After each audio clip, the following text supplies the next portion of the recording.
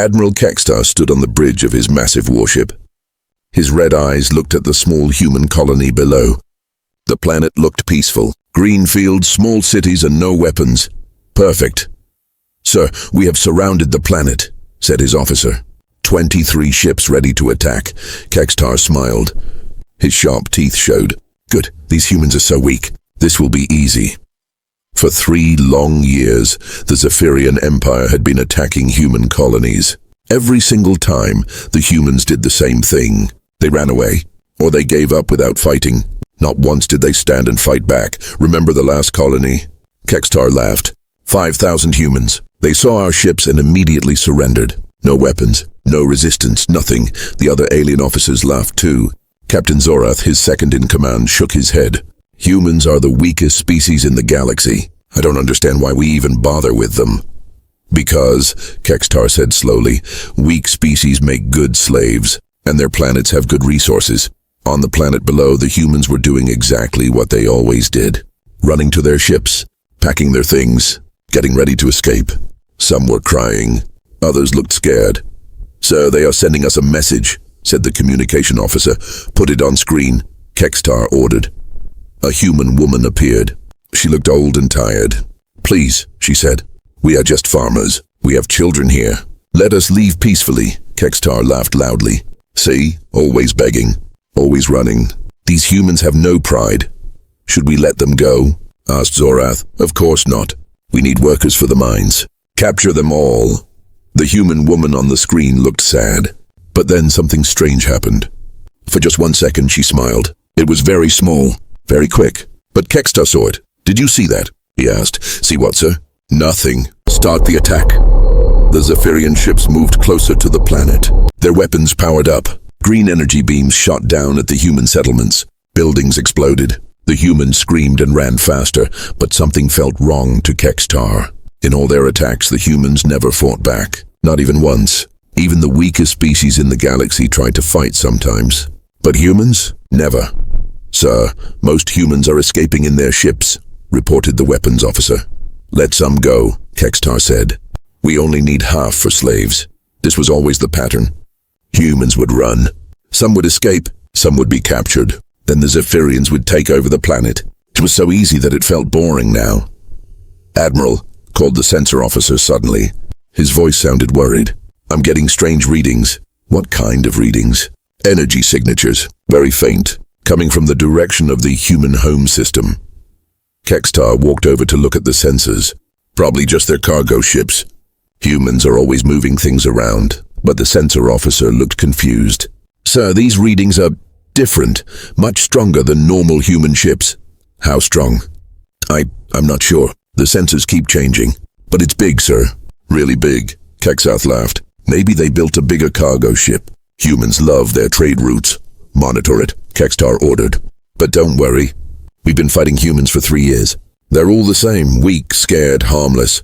Down on the planet, the last human ships were leaving. But as they flew away, something strange happened again. The human pilots were smiling, not crying, not scared, smiling. One of the escaping ships sent a message. It was very short. "Thank you for the 3 years. We needed the time." "What does that mean?" asked Zorath. Kextar didn't answer. He was thinking about those strange sensor readings, about the smiles, about how humans never ever fought back.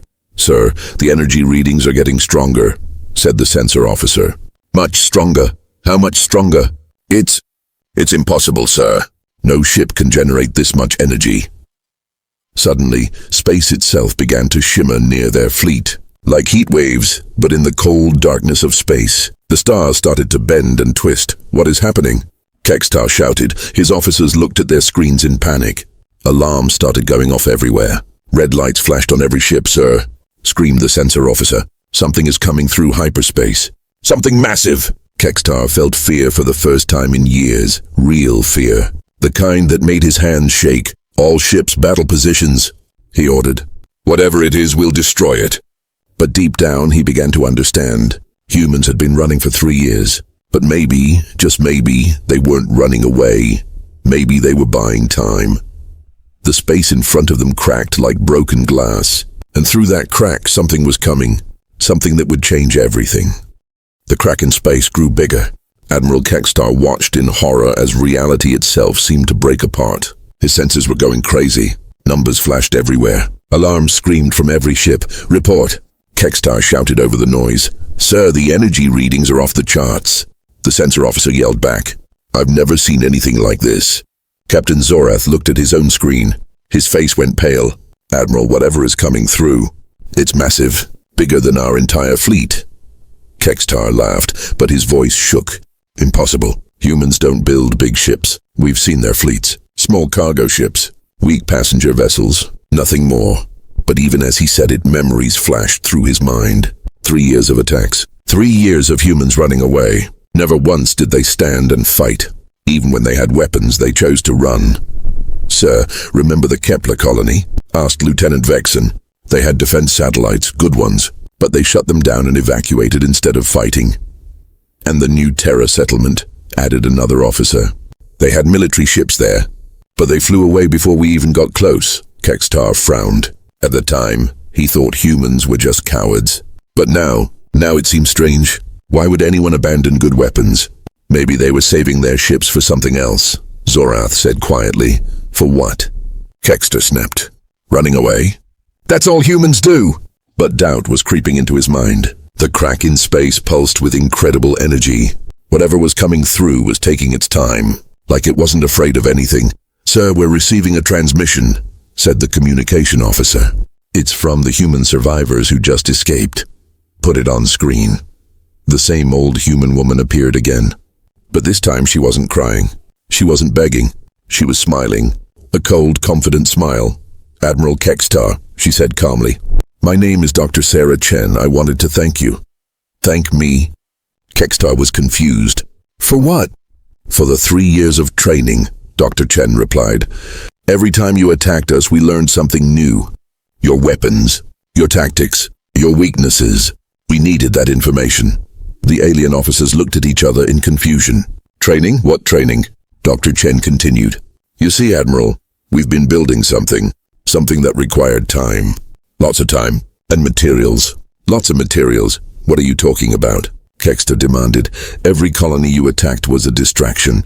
While you were chasing us around the galaxy, our real work continued. On Earth, in secret, hidden from your senses."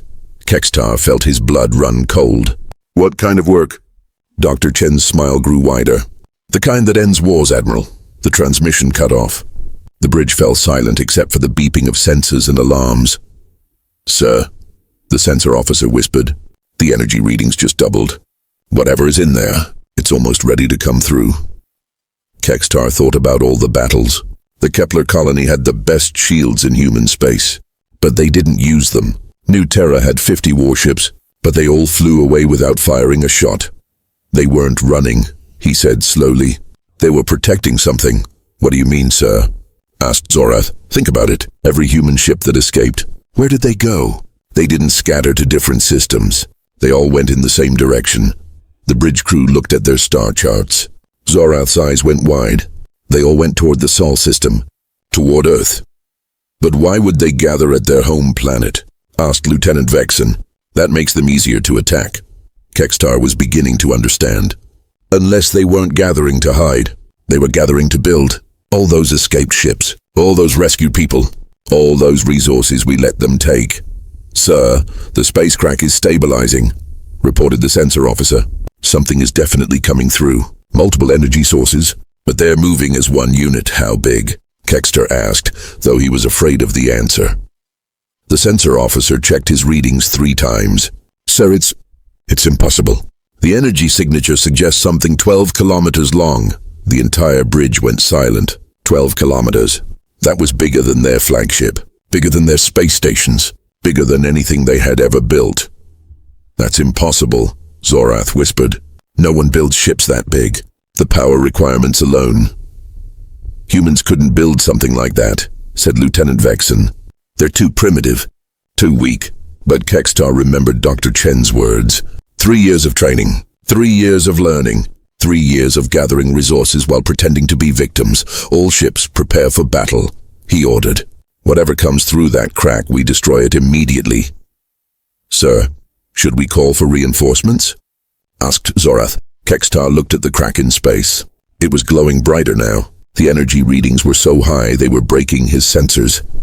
Do it. Call every ship in the sector. I want 100 vessels here in the next hour. 100 ships, sir. Against one human vessel? Look at those readings. Kekstar pointed at the sensors. Does that look like one ship to you? The crack began to pulse. Reality warped around it, and somewhere in the distance they could hear something. A low humming sound, like the purr of some massive sleeping beast, a beast that was about to wake up. Sir, the sensor officer said in a tiny voice, I'm detecting movement, whatever it is. It's coming through now. Kekstar gripped his command chair. For 3 years he had hunted humans across the galaxy. For 3 years he had felt like the strongest predator in the universe, but now, as space itself began to tear open, he realized something terrible. Maybe he had never been the hunter at all. Maybe he had been the prey. The crack in space exploded open like a broken dam. Light poured out. Not normal light. This was different, brighter, more alive. Admiral Kekstar had to cover his eyes. What is that? He shouted. His sensors went completely silent.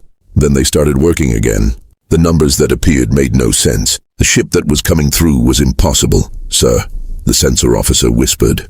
It's beautiful. Kekstar looked at the main screen.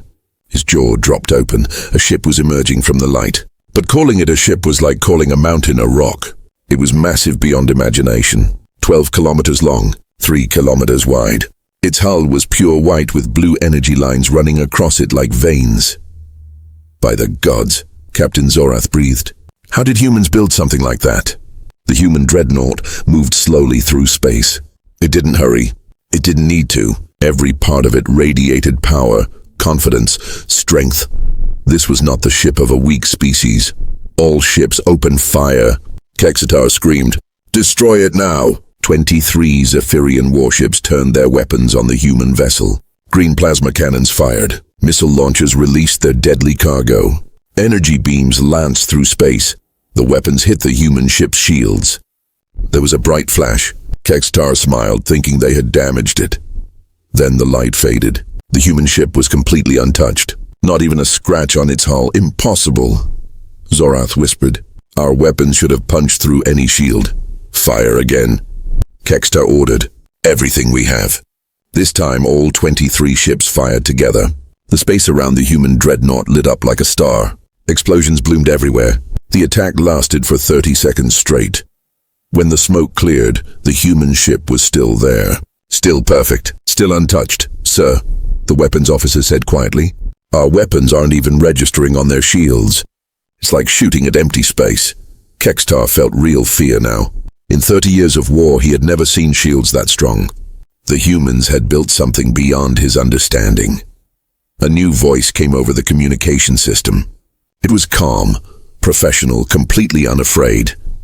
This is Admiral Sarah Chen of the Earth Defense Force, the voice said, commanding the Dreadnought, humanity's hope. Kekstar's eyes went wide. Chen, the old woman from the colony? You seem surprised, Admiral Kekstar, Dr. Chen continued. Did you think I was just a simple farmer? I am the chief architect of this vessel, and the commander of Earth's military forces. Impossible, Kekstar shouted into his communicator. Humans don't have military forces. Admiral Chen laughed. It was not a kind laugh. We've had military forces for 300 years, Admiral. We just kept them hidden. While you were chasing our colonists around the galaxy, our real ships were being built in secret. Kekstar looked at his fleet, 23 of his best warships. They had conquered dozens of species. They were the pride of the Zephyrian Empire. Next to the human Dreadnought, they looked like toys. You want to know why we never fought back? Admiral Chen asked. Because we were studying you. Every attack taught us about your weapons, your tactics, your technology. We needed to know exactly what we were dealing with. Sir, Lieutenant Vexen whispered. Long-range sensors are detecting more energy signatures, coming from the same direction. Kekstar's blood turned to ice. How many? I count 50 ships, sir. All the same size as this one. 50 dreadnoughts. Each one capable of destroying his entire fleet. Kekstar's legs felt weak. He sat down heavily in his command chair. You see, Admiral, Chen continued, humans have a saying. Speak softly and carry a big stick. For 3 years we spoke very softly. We ran, we hid. We let you think you were winning." The massive human ship turned slightly. Weapon ports opened along its hull. Each weapon was bigger than Kextar's entire ship. "But now," Admiral Chen said, "it's time to show you our stick." "Wait," Kextar shouted. "We can negotiate. We can make a deal." "The time for deals is over," Chen replied coldly. "You attacked our colonies. You enslaved our people. You thought we were weak. You were wrong." Red lights began flashing on the human Dreadnought. Its massive weapons were powering up. The energy readings were so high that Kextar's sensors started smoking. "Sir, we need to retreat," Zorath said urgently. "We can't fight this." But Kextar knew the truth. They couldn't outrun something that big. Their engines were no match for human technology. "Not anymore, all ships," he said quietly. "Prepare for surrender, sir." His officers looked shocked. "You heard me. Lower our shields. Power down weapons. Send the surrender signal." But Admiral, Lieutenant Vexon protested. "The High Command will execute us for surrendering to humans." Kextar looked at the massive human ship on his screen. Its weapons were almost fully charged now. In a few seconds, his entire fleet would be nothing but space dust. "The High Command isn't here," he said, "and they've never seen anything like this." "Admiral Kextar," came Chen's voice again, "you have 60 seconds to surrender unconditionally. After that, we will consider you a hostile force." 60 seconds. Kextar thought about his crew, his ships, his empire. Everything he had believed about humans was wrong. They weren't weak. They weren't afraid. They had been waiting, planning, building, and now they were here. Part 4. The Power Revealed. 50 seconds. Admiral Chen's voice echoed through space. Admiral Kextar's hand moved toward the surrender button. But before he could press it, Captain Zorath grabbed his arm. "Sir, no." Zorath shouted. "We are the Zephyrian Empire. We don't surrender to anyone, especially not to humans. Look at that ship." Kextar pointed at the massive Dreadnought. "Look at our weapons. They did nothing." "So what?" Zorath snarled. "We are warriors. We fight until death. All ships attack formation. We charge together." Kextar tried to stop him, but it was too late. Zorath had taken command. The other ships responded to his call. 23 Zephyrian warships turned toward the human Dreadnought. 30 seconds, came Admiral Chen's calm voice. "For the Empire," Zorath screamed. "All ships, maximum speed. Ram that thing if we have to." The Zephyrian fleet charged forward, every weapon firing, every engine at full power. It was a desperate, furious attack, the kind that had conquered 100 worlds. Kextar watched in horror as his ships flew towards certain death. 20 seconds. The human Dreadnought didn't move. It just waited, patient, confident, like a mountain watching ants approach. 10 seconds. Zorath's ship was in the lead. His plasma cannons fired continuously. "Die, human scum," he screamed. 5 seconds. 4, 3, 2, 1. "Time's up," Admiral Chen said softly. The human Dreadnought fired. Not all its weapons, just one. A single blue beam of energy shot out from the massive ship. It was beautiful, elegant, deadly. The beam hit Zorath's ship first. The mighty Zephyrian warship simply vanished. No explosion, no debris. It was there 1 second, gone the next. As if it had never existed, the beam continued. It passed through the space where Zorath's ship had been and hit the next ship. Then the next, then the next. In 3 seconds, 5 of the most powerful warships in the galaxy were completely destroyed by one weapon. From one human ship, the remaining 18 ships stopped their charge immediately. Their crews stared in absolute terror at the empty space where their comrades had been. "Impossible," whispered Lieutenant Vexon. "Those were battlecruisers. They had the best armor in the Empire." Kextar's hands shook as he reached for the communication panel. "All ships surrender immediately. Power down all weapons. Lower all shields." But the human Dreadnought was already moving. Not fast, it didn't need to be fast. It turned slightly and aimed at the next group of ships. "Please." Kextar broadcast on all frequencies. "We surrender! We surrender!" The human ship stopped, its weapons powered down slowly. "Smart choice," Admiral Chen said, "but a bit too late for your friends." Kextar looked at the empty space where 5 ships had been. 500 crew members, gone in seconds. "How?" he whispered. "How did you build something so powerful?" "The same way we've done everything else," Chen replied. Carefully, quietly, while you thought we were weak. Suddenly, space began to shimmer around the human dreadnought. More cracks appeared. More ships were coming through. "Sir," the sensor officer said in a tiny voice. "I'm counting 49 more ships, all the same class, 50 human dreadnoughts, each one capable of destroying his entire fleet single-handedly." Kextar felt sick, but that's not all, Admiral Chen continued. "Behind us are 300 support ships, carriers, supply vessels, medical ships. We brought everything we need for a long campaign." "Campaign?" Kextar asked weakly. "Oh yes, Admiral. We're not just here to rescue our colonists. We're here to liberate this entire sector. Every species you've enslaved, every world you've conquered. We're taking it all back." More human ships appeared, smaller than the dreadnoughts but still massive. They spread out across space in perfect formation. Professional, organized, nothing like the desperate refugees Kextar was used to fighting. "You see," Chen explained, "while you were attacking our outer colonies, we were making friends. The Altarians, the Centauri Republic, the Vegan Free State, all the species you pushed around before you found us. They're all weak," Kextar protested. "We defeated them easily." "You defeated their scattered individual fleets," Chen corrected. "You never faced them united, under human leadership, with human technology." As if summoned by her words, more ships appeared. But these weren't human ships.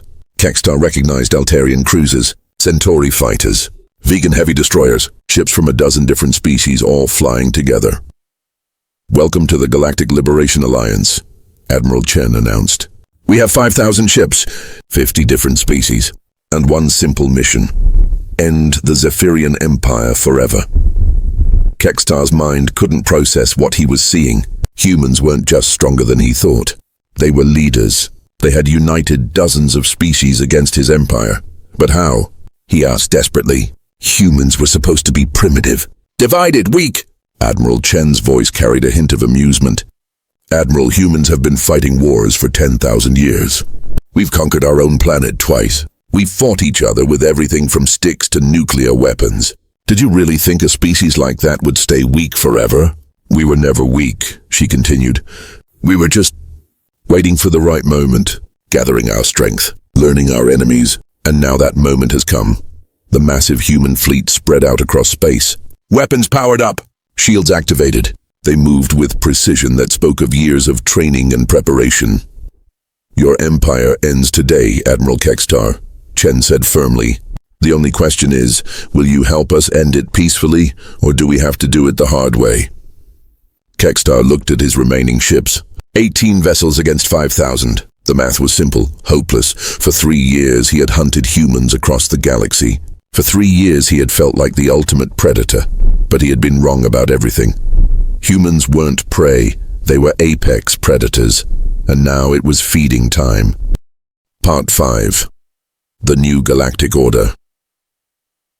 Admiral Kextar stared at the massive human fleet surrounding his ships. 5,000 vessels, 50 species, all united under one flag, the flag of humanity. His hands trembled as he reached for the communication panel. "Admiral Chen," he said quietly, I choose peace." "Smart decision," Chen replied. "All Zephyrian ships prepare to be boarded. Any resistance will be met with immediate destruction." Within minutes, human shuttles approached the alien vessels. Kextar watched as his proud warriors laid down their weapons without a fight. The sight broke his heart, but he knew it was the only way to save their lives. "Admiral," Lieutenant Vexen whispered, "what will they do to us?" Before Kextar could answer, human soldiers entered his bridge. They moved with precision and confidence. Their leader, a tall woman with kind eyes, stepped forward. "Admiral Kextar," she said, "I am Commander Lisa Torres. You are now a prisoner of the Galactic Liberation Alliance." Kextar expected to be treated harshly, expected torture or execution. Instead, the human commander simply removed his weapons and placed restraints on his hands. "That's it?" he asked, confused. "What did you expect?" Commander Torres asked. "We're not like you. We don't kill prisoners. We don't torture enemies. We're better than that."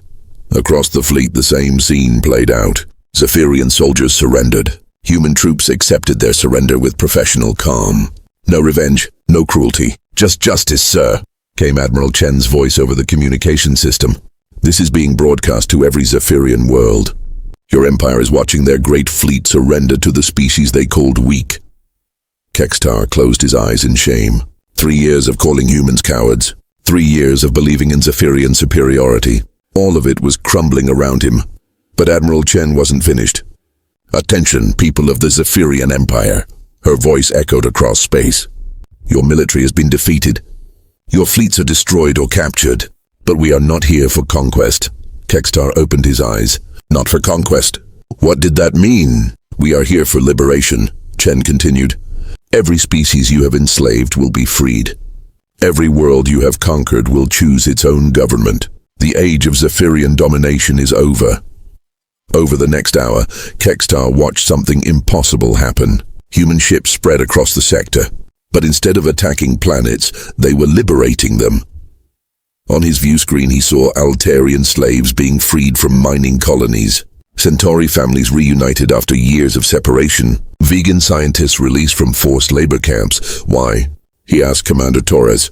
Why show mercy to a species that showed you none? Torres looked at him with those same kind eyes. Because that's what humans do. We protect those who cannot protect themselves. We free those who are enslaved. We give hope to those who have none. But we attacked your colonies. We enslaved your people. Yes, you did, Torres nodded. And you will face justice for those crimes. But justice doesn't mean becoming monsters ourselves. On another screen, Kextar saw something that shocked him even more.